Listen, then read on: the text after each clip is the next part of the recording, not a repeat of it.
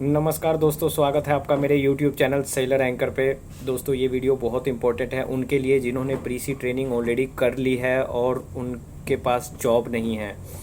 तो यहाँ पे जो सिनर्जी कंपनी है उन्होंने काफ़ी सारी वैकेंसीज़ निकाली है, डिफरेंट डिफरेंट रैंक के लिए निकाली है। एंड उस कंपनी का आपको एग्ज़ाम पास करना पड़ेगा।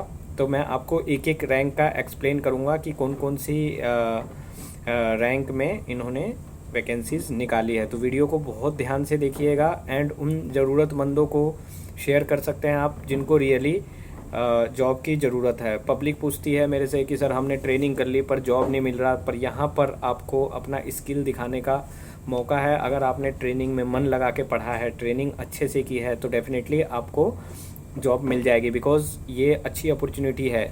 तो सबसे पहले मैं बात करता हूँ टेक कैडेट एग्ज़ाम की। तो टेक कैडेट एग्ज़ाम उसका जो लिंक है मैं डिस्क्रिप्शन में डाल दूँगा, आप लिंक वहाँ से देख सकते हैं।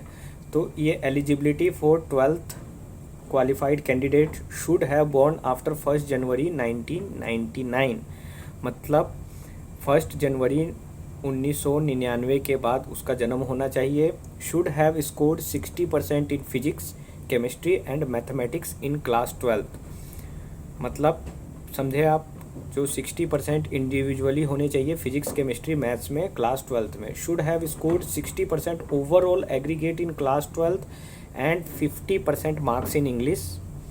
Should have completed pre-sea training from DG approved institute. तो ये उनके लिए है जो ऑलरेडी प्री-सी ट्रेनिंग कर चुके हैं, डीजी अप्रूव्ड इंस्टीट्यूट से कर चुके हैं, और जो स्पॉन्सर नहीं थे उनके लिए बहुत अच्छा मौका है। Should be appearing in final semester exam in the course of maritime training institute. तो वो फाइनल सेमेस्टर एग्ज़ाम में जो उनके इंस्टीट्यूट्स हैं मैरीटाइम ट्रेनिंग इंस्टीट्यूट्स, उसमें होने चाहिए। फॉर बीएससी नॉटिकल साइंस, ये तो डीएनएस वालों के लिए था, बीएससी नॉटिकल साइंस के लिए है final year aggregate 55% and should have 50% marks in English. मतलब जो बीएससी नॉटिकल साइंस 3 ईयर कर रहे हैं उनके जो फाइनल ईयर में हैं वो 55% होने चाहिए। Candidate pursuing second year BSc nautical science in recognised maritime institute can also apply. और जो बीएससी नॉटिकल साइंस कर रहे हैं सेकेंड ईयर में हैं वो भी अप्लाई कर सकते हैं। तो ये बहुत अच्छी बात है। And entrance exam for recruitment of tech cadet 2023 examination syllabus. तो यहाँ पे इन्होंने सिलेबस भी दिया हुआ है। देखिए आपके लिए कंपनी कितनी मेहनत कर रही है, उन्होंने यहाँ पे सिलेबस भी दे रखा है। The examination will be conducted online at our registered test centre. तो वो सेंटर जो उनके सेंटर हैं, आप ऑनलाइन जब भरेंगे तो वहीं पे एग्ज़ाम होगा। The examination duration will be 3 hours 180 minute. जो इसका ड्यूरेशन होगा वो 3 आवर्स का है, 180 मिनट है। The examination will comprise of 200 MCQ multiple choice question inclusive of 100 knowledge based questions, जिसमें 100 नॉलेज बेस्ड क्वेश्चंस आएंगे marine subject and 100 English and aptitude based questions. Each questions answer correctly is answered 1 mark. अगर आपका question सही है तो आपको 1 mark मिलेगा। There is a negative marking of 0.25 for every wrong answers. अब यहाँ पे देखिए निगेटिव मार्किंग भी है। अगर आपका क्वेश्चंस गलत है तो आपके 0.25 डिडक्ट हो जाएंगे। मतलब अगर आपने 4 क्वेश्चन गलत कर दिए तो आपके 1 मार्क्स डिडक्ट हो जाएंगे। नो मार्क्स आर अवॉर्डेड और डिडक्टेड फॉर अनअटेम्प्ट क्वेश्चंस।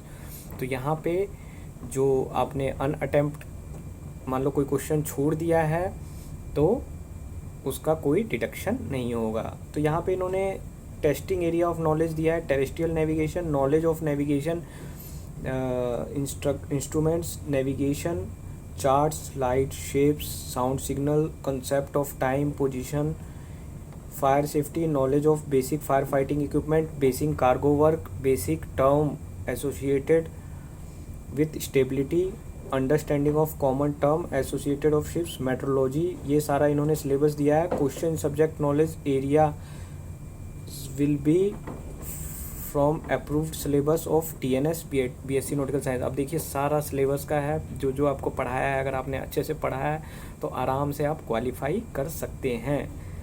तो दोस्तों ये आपके लिए बहुत अच्छा सुनहरा मौका है, इसको गंवाने मत दो। इसी तरीके से डेट कैडेट एग्ज़ाम के अलावा इन्होंने जो वैकेंसी निकाली है वो इंजन कैडेट एग्ज़ाम्स के लिए भी निकाली है।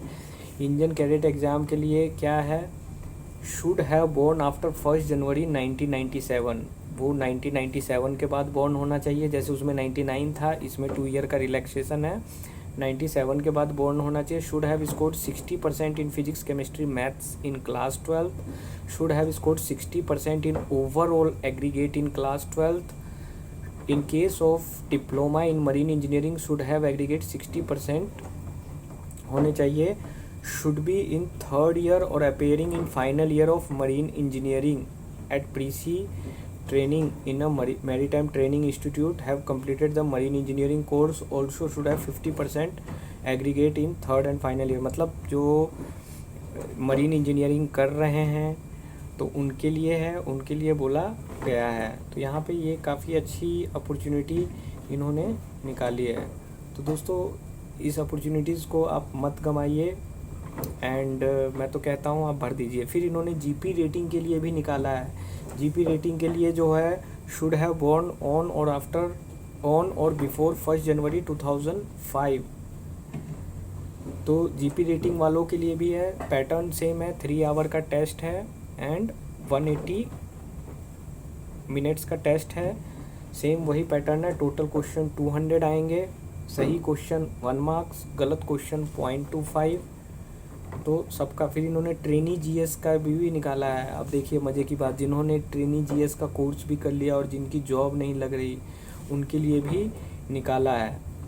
उसमें तो इसमें भी सेम पैटर्न सबका सेम है, वही 200 का एग्ज़ाम है। फिर इन्होंने ग्रेजुएट जीएमई के लिए भी निकाला है and ETO electrical technical officers के लिए भी निकाला है। तो दोस्तों मैंने इन शॉर्ट में आपको बता दिया है, काफ़ी अच्छी अपॉर्चुनिटीज़ है, तो इसको जाने मत दीजिए, इसको यूटिलाइज़ करिए और डेफिनेटली आपको अच्छी कंपनी मिलेगी।